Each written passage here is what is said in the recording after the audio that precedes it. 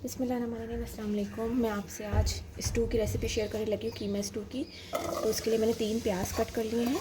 ठीक है,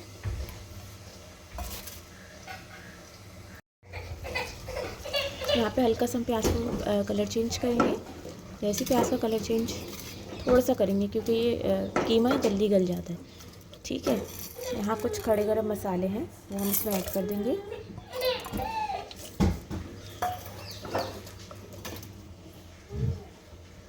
यहाँ मेरे पास कीमा है, डिफ्रॉस्ट नहीं हुआ हुआ, मैं भी इसको ऐसे ऐड कर रही हूँ।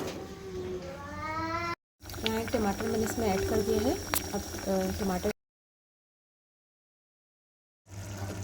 टमाटर और दही डाल के अच्छे से कीमे को भून लिया है।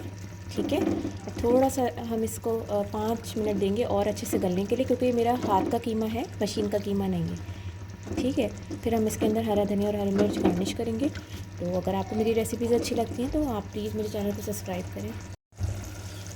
ये तकरीबन हमारा कीमा जो है हो चुका है। ठीक है, यहाँ मेरे पास हरी मिर्च और हरा धनिया है, वो हम इसमें शामिल कर देंगे।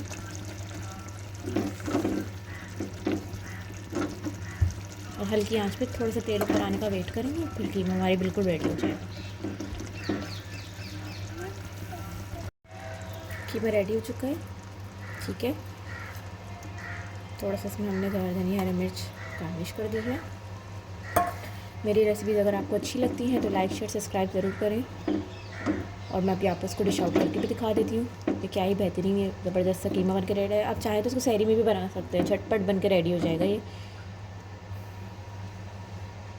आप सबका देखने का बहुत बहुत शुक्रिया। अल्लाह हाफ़िज़।